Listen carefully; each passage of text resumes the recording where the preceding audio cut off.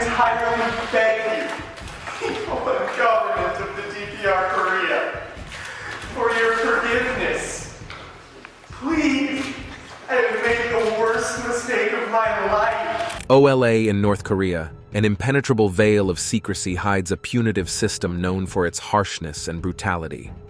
Defectors and human rights organizations have disclosed a disturbing panorama of punishments designed to suppress opposition and foster a pervasive atmosphere of fear, enabling the regime to maintain an unyielding grip on its populace. In this video, we will delve into the 10 most disturbing forms of punishment in North Korea, offering insight into the deeply troubling human rights concerns that persist in the country. Number 10. Public executions. Public execution is one of the most insane punishments in North Korea. The country has gained notoriety for their shocking and chilling characteristics. Although primarily reported by defectors and challenging to independently verify, these accounts consistently portray a deeply disturbing scenario. These executions serve a dual purpose within the North Korean regime, serving as both the most severe form of punishment for the accused and a gruesome public spectacle intentionally designed to instill fear and maintain strict societal control. What sets North Korean public executions apart is the wide range of offenses that can result in this extreme penalty.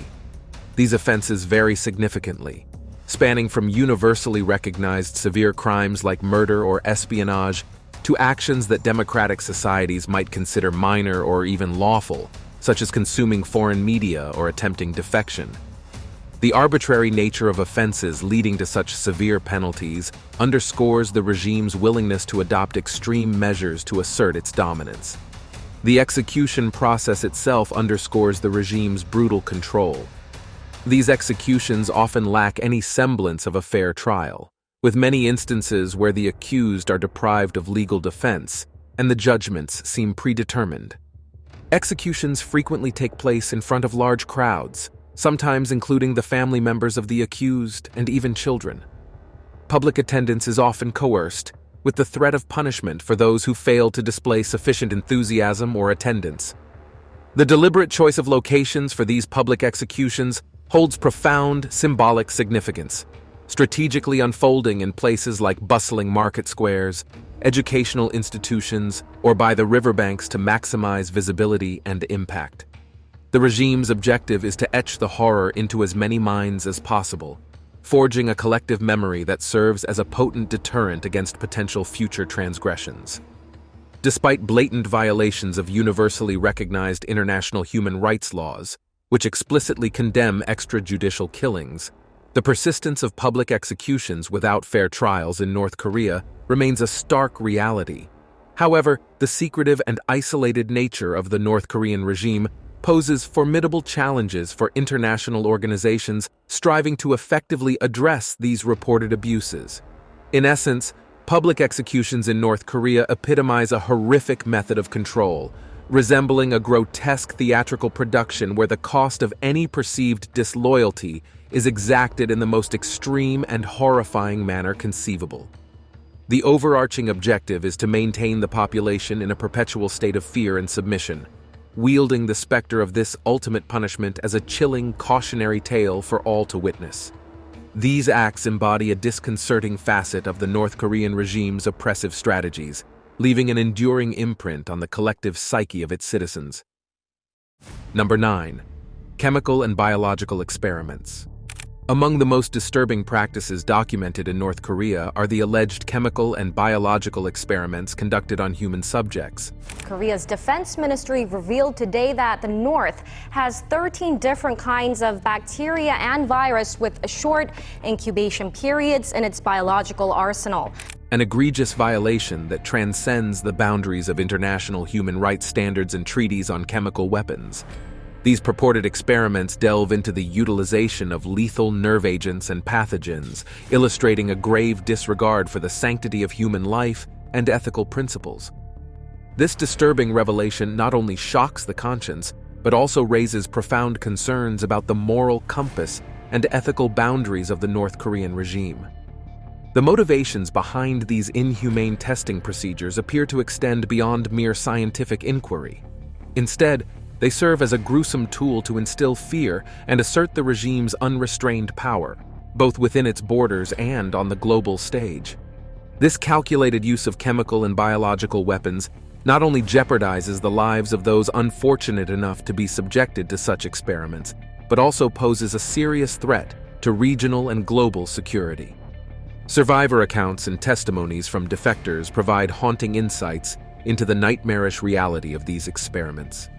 These reports depict a dystopian landscape where prisoners, often individuals targeted for their dissenting political views, or those arbitrarily deemed enemies of the state, endure horrifying exposures to toxic substances. The callous testing procedures, conducted with little regard for the well-being of the individuals involved, transform human beings into mere objects in the regime's ruthless pursuit of control and dominance. The international community, grappling with the challenge of verifying and responding effectively, faces an uphill battle due to North Korea's isolation and penchant for secrecy. The lack of transparency and accountability surrounding these practices only serves to heighten the international community's sense of urgency and alarm.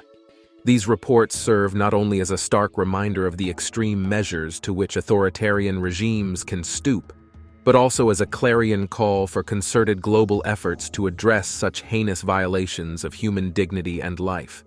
The gravity of these alleged practices underscores the imperative for collective action to ensure the protection of fundamental human rights and the prevention of further atrocities. Number 8. Collective punishment and guilt by association. In North Korea, the utilization of collective punishment surpasses conventional penal methods, adopting a draconian approach. When an individual is accused of a crime or disloyalty, the repercussions extend beyond their own actions. Instead, the entire family and at times even distant relatives bear the weight of the punishment. This approach highlights the regime's unrelenting determination to suppress any form of dissent and exercise absolute control over its populace. The core rationale behind this system is to instill a pervasive fear that transcends individual behavior. The regime seeks to communicate to its citizens that their actions can yield severe consequences, not only for themselves, but also for their loved ones. This realization significantly dissuades individuals from speaking out against the government or challenging it in any manner. This fear permeates through society, impacting social circles and friendships, effectively isolating potential dissidents, and fostering an environment where self-censorship becomes the norm as people refrain from expressing their opinions or grievances. The families of accused individuals often endure the most severe consequences. They may face punitive measures, such as forced relocation to prison camps or remote, impoverished areas where they undergo harsh labor, severe restrictions on their freedom, and a lifetime marked by social stigma. In the most extreme cases, there are reports of family members facing execution. However, independently verifying such assertions is exceedingly challenging due to the secretive nature of the North Korean regime. The system not only functions as a means of punishment, but also as a tool to permanently brand families as untrustworthy, imprinting a lasting impact that reverberates through multiple generations. Offspring born into these families confront a grim future, frequently marginalized from mainstream society and subjected to severe limitations in terms of educational and employment opportunities. This perpetual cycle of punishment establishes a formidable deterrent, reinforcing the regime's grip over its citizens across successive generations. It is crucial to underscore that the practice of collective punishment stands in direct violation of international human rights laws, including the Geneva Conventions, which explicitly prohibit the punishment of individuals for actions they did not personally commit. Despite widespread global condemnation, North Korea persists in employing this practice, seemingly shielded by its isolation and the limited capacity of the international community to intervene. In essence, the utilization of collective punishment and guilt by association in North Korea serves to amplify the already draconian system of punishments in place. By holding families and communities collectively accountable for the actions of individuals, the regime instills a pervasive fear that extends well beyond the confines of prison walls and labor camps. solidifying its control over every facet of life in North Korea. This chilling and troubling dimension of the regime's rule continues to evoke international concern and scrutiny. The persistence of such practices highlights the urgent need for concerted efforts to address human rights abuses in the country. Number 7. Denial of medical care as punishment. In North Korea, the significant lack of access to adequate health care is a troubling method of punishment, often intricately intertwined with other serious human rights violations like forced labor and torture. Within the nation's prison camps, labor facilities, and detention centers, the provision of medical care is notably insufficient, intentionally withheld to worsen the situation for detainees. Information gathered from defectors and insights from human rights organizations reveal a grim scenario. Individuals in these facilities dealing with work-related injuries, malnutrition, or diseases face a stark absence of medical services and necessary medications. Even when facing severe illness or injury, they are compelled to continue demanding labor, further jeopardizing their well-being and accelerating the deterioration of their health. The deliberate denial of medical treatment serves various sinister purposes within the punitive regime. Firstly, it functions as a form of psychological torture. The realization that illnesses or injuries will go untreated adds an additional layer of terror to an already nightmarish ordeal. Secondly, the lack of medical care can effectively act as a slow death sentence, a method of eliminating prisoners without the overt act of execution. From the regime's perspective, this approach consumes fewer resources than sustaining the lives of prisoners outside the penal system.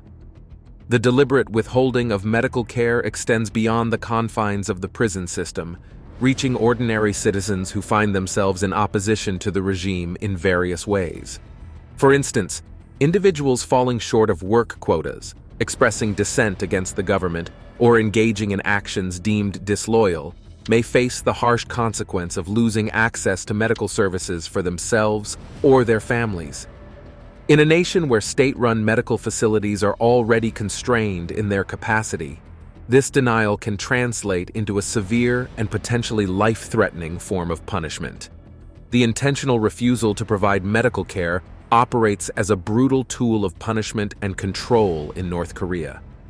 By purposefully withholding essential medical services from prisoners and dissenters, the regime fosters a culture of fear and submission, where even the most fundamental human rights are routinely disregarded. This method of punishment not only inflicts immediate suffering, but also leaves enduring physical and psychological scars on those subjected to it. It highlights the extreme measures to which the North Korean regime is willing to go to maintain its iron grip on power. This pervasive denial of medical care has far-reaching implications, extending beyond the immediate impact on individual well-being. It contributes to a broader narrative of systematic oppression, emphasizing the regime's determination to suppress any form of opposition or dissent. The vulnerability of citizens to such punitive measures underscores the oppressive nature of the regime and the urgent need for international attention and intervention to address these severe human rights violations. Number 6. Harsh punishments. The punitive apparatus in North Korea, as elucidated by defectors and human rights organizations, appears as an exceptionally severe mechanism intentionally designed to suppress dissent and exert strict control over the population. These penalties go beyond actions that might be deemed serious elsewhere in the world, also encompassing offenses specific to the North Korean regime's stringent regulations on information, mobility, and freedom of expression. Among the most extreme forms of punishment documented in North Korea are public executions, serving as chilling displays of state power. Typically conducted by firing squads in public settings, these executions seek to instill fear throughout the local population. The rationales for such executions vary widely, ranging from charges of treason and espionage to less grave offenses like smuggling contraband or consuming foreign media.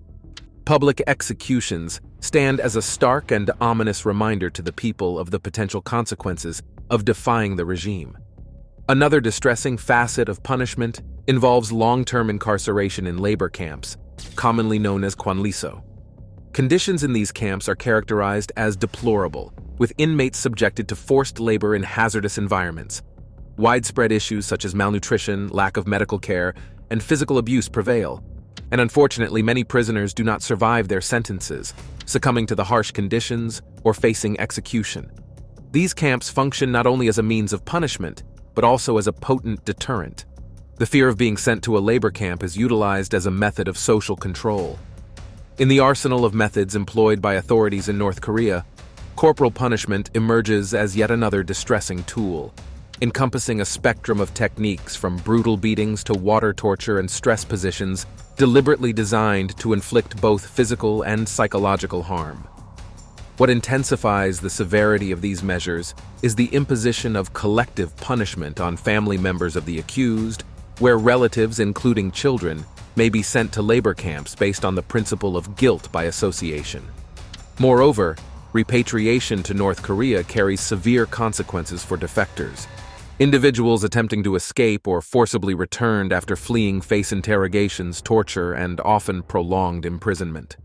This dual function serves both as a punishment for the individual and as a deterrent, dissuading others contemplating leaving the country. In essence, the North Korean regime deploys these harsh punishments as tools to bolster its totalitarian rule. The overarching objective is to cultivate an atmosphere of fear, discouraging any inclination toward dissent or deviation from the state-endorsed norms. While these accounts predominantly rely on challenging to independently corroborate testimonies, the sheer volume and consistency of such reports paint an exceedingly troubling picture of the state of human rights in North Korea. This regime's reliance on corporal punishment and collective consequences not only underscores its ruthlessness, but also reveals a systematic strategy to control every facet of its citizens' lives. The use of such brutal methods, both physical and psychological, exemplifies the extremes to which the North Korean government is willing to go to maintain its grip on power, leaving a trail of pervasive fear and suffering in its wake. Number 5. Forced labor. The pervasive issue of coerced labor in North Korea penetrates society deeply, revealing an alarmingly harsh reality that significantly affects the lives of numerous individuals. Multiple reliable reports have brought to light the bleak circumstances faced by tens of thousands of North Koreans, including both political detainees and ordinary citizens, entangled within this oppressive system.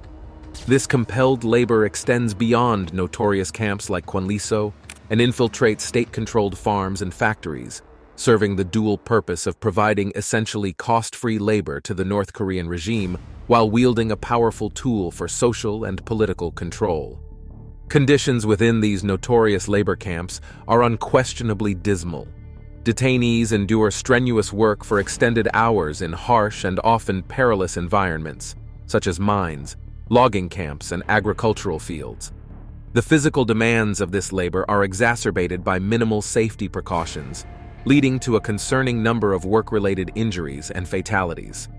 Aggravating the hardship, malnutrition is widespread, and access to adequate medical care is severely limited, turning survival into a daily struggle for many detainees.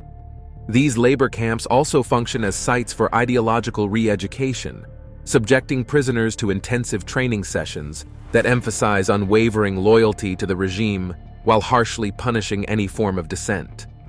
In addition to grappling with physical hardships, detainees in North Korea contend with constant psychological torment, living under vigilant surveillance and in perpetual fear of further punishment. Forced labor, however, extends beyond the confines of prison camps, encompassing ordinary North Koreans conscripted into various state-mandated labor forms. For instance, citizens may be coerced into volunteering for farming projects during the agricultural season, while urban residents might be mobilized for construction or other manual labor tasks as part of their socialist obligations. Failing to meet these obligations can result in punishments ranging from fines to public humiliation or even imprisonment. For the North Korean regime, forced labor serves a multifaceted purpose, acting as a punitive tool with the aim of inflicting severe physical and psychological suffering upon those compelled to endure it. Beyond its punitive role, forced labor functions as a means of ideological indoctrination, serving to reinforce loyalty to the regime while simultaneously suppressing any dissent that might arise. Additionally, it represents a valuable economic resource for the regime, as it benefits from the labor of its citizens without providing any form of remuneration.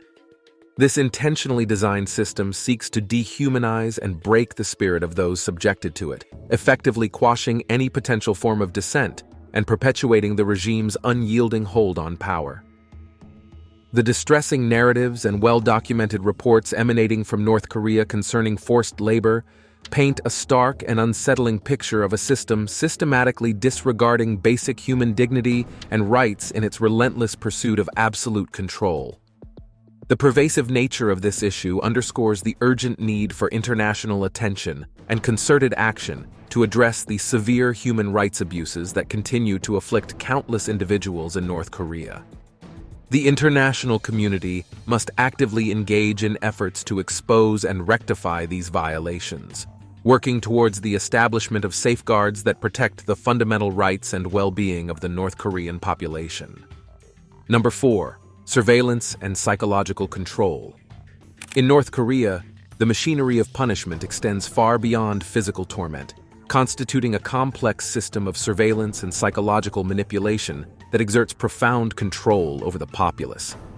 Beyond traditional punitive methods, this extensive surveillance apparatus serves two primary functions: as a preemptive measure and as a psychological tool, fostering self-censorship, distrust among citizens, and an all-encompassing climate of fear. Surveillance in North Korea infiltrates every facet of life, from public spaces to the sanctity of one's home. The regime employs diverse tactics, including strategically placed human informants and advanced technological methods. Neighborhoods are meticulously organized into units tasked with monitoring their members' behavior, creating an environment where individuals are under constant scrutiny from their peers. Even minor infractions can swiftly be reported to the authorities, potentially resulting in punishments ranging from public humiliation to imprisonment. The psychological impact of this pervasive surveillance is profound. People exist in a perpetual state of fear, always mindful of the potential for being watched. This heightened vigilance makes individuals extremely cautious about what they say, who they interact with, and even their innermost thoughts. This culture of surveillance infiltrates family relationships and friendships, sowing mistrust within the very social bonds that typically provide emotional and psychological support. Furthermore, the regime employs more direct methods of psychological control, with public criticism sessions, commonly known as self-criticism sessions, being a prevalent practice. In these sessions, individuals are coerced into confessing their perceived shortcomings and criticizing others. This serves as both a means to instill fear and compliance, functioning as a public humiliation tactic and a constant reminder of the regime's pervasive presence in every aspect of daily life. Another facet of psychological control involves the relentless propaganda machine that glorifies the regime while vilifying external enemies. This creates a distorted reality where the state is portrayed as the ultimate protector, making it psychologically challenging for individuals to question or rebel against the status quo. This Orwellian system blatantly violates numerous international human rights principles, including the right to privacy and freedom of thought. Nevertheless, it remains one of the most effective tools in the North Korean regime's arsenal for maintaining control over its citizenry. This underscores the fact that punishment in North Korea extends beyond physical suffering and is equally focused on manipulating the minds of its people, ensuring compliance through a pervasive culture of fear and surveillance. Now, it's time for today's subscriber pick. Take a look at this picture. The intriguing posture of these women holding gas masks undoubtedly sparks curiosity.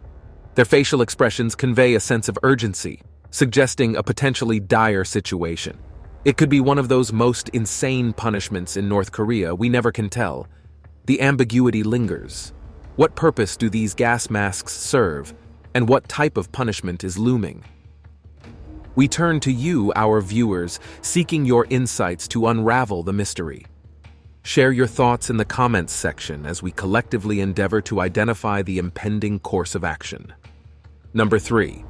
Persecution of religious beliefs and practices. In North Korea, the influence of the regime extends far beyond the physical realm, profoundly affecting the spiritual dimensions of its citizens' lives. The suppression of religious beliefs, particularly Christianity, is rigorously enforced. The North Korean government perceives religion as a threat to its authoritarian rule, fearing that religious gatherings could serve as breeding grounds for dissent or platforms for foreign influence.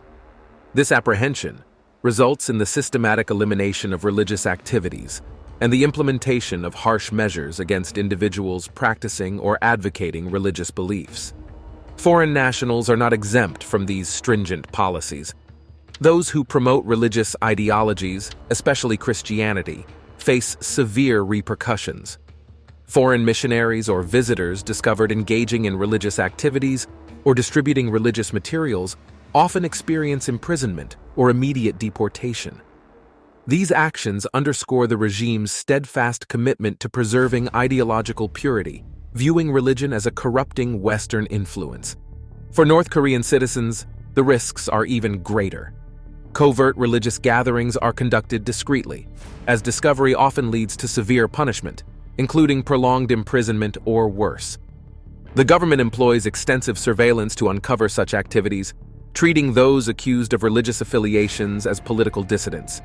This ongoing crackdown not only stifles religious freedom, but also instills widespread fear among the populace, ensuring that loyalty is directed exclusively towards the regime and its leaders. This stringent approach to religion stands in stark contrast to the global standard of religious freedom, highlighting the extreme measures the North Korean regime employs to assert control and suppress any form of dissent or external influence. Number 2. Restrictions on travel and banishment.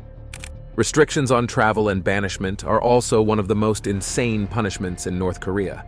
The regime strategically employs travel restrictions and banishment as tools of control and punishment, solidifying its firm grasp over the population. Various offenses, often considered minor or innocuous in other parts of the world, can lead to such severe measures. For example, attempting to access unauthorized foreign media, expressing dissent, or maintaining contact with relatives outside the country can trigger these harsh penalties. The regime's clear objective is to prevent the spread of ideas and behaviors that could undermine its authority.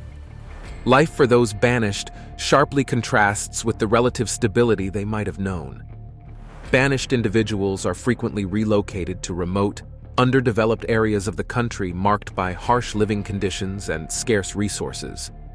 These regions lack basic amenities and infrastructure, making daily survival a significant challenge. Moreover, employment opportunities in these areas are limited, primarily involving hard labor with little to no compensation. The psychological toll is immense, as banished individuals are cut off from their communities and support networks, effectively isolating them in a state of perpetual uncertainty and hardship. The policy of banishment extends its impact beyond the individuals directly targeted, affecting their entire families.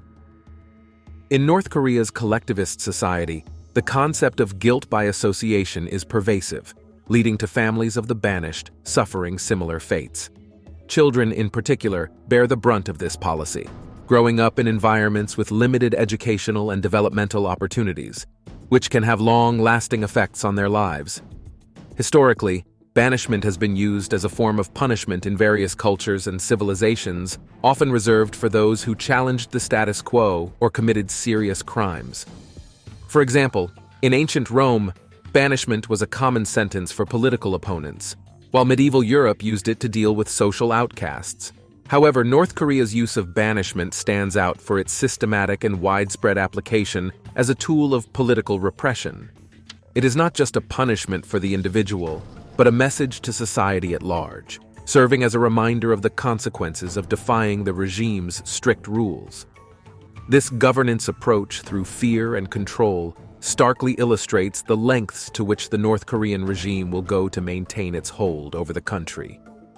Number 1. Torture. Torture emerges as one of the most insane punishment in North Korea. A profoundly disturbing method of punishment consistently documented in North Korea, shedding light on the harrowing experiences of its citizens. Despite the challenging task of obtaining precise details about specific torture techniques and their prevalence due to the secretive nature of the country. The accounts of defectors and the findings of human rights organizations provide a sobering perspective. In North Korea, torture serves multiple purposes, functioning not only as a means of punishment, but also as an interrogation method and a tool for stifling political dissent. Physical torture encompasses various methods explicitly designed to inflict extreme pain and physical harm. Beatings are alarmingly frequent, often administered using various instruments such as wooden rods, metal poles, and electric batons. Other methods include water torture, where victims are submerged in water to the brink of drowning, and stress positions that force individuals to maintain excruciating postures for extended periods. However, torture extends beyond mere physical suffering. Psychological methods are also ruthlessly employed to break down the victim's mental state. Sleep deprivation, forced participation in public humiliation sessions, and threats of harm to loved ones are among the reported psychological torture techniques. In many cases, the objective is not solely to extract information, but also to instill such a profound level of fear that the victim becomes compliant, less likely to challenge or question the regime in the future. Compounding the horror is the absence of due process. Many individuals subjected to torture have not been formally charged or granted a fair trial. Confessions obtained through torture are frequently used as evidence in sham trials, further intertwining the practice within the judicial process. The lack of legal representation or any form of external oversight renders the interrogation chambers effectively lawless spaces where almost anything can happen without repercussions for the perpetrators. These actions blatantly violate international human rights statutes, including the Convention Against Torture, to which North Korea is a party. However, the absence of transparency and the isolation of the country make it exceptionally difficult for the global community to intervene or hold the regime accountable. In this specific context, torture transcends being merely a punitive measure. It transforms into an instrument for maintaining an environment of fear and compliance, which the regime deems essential for its own survival.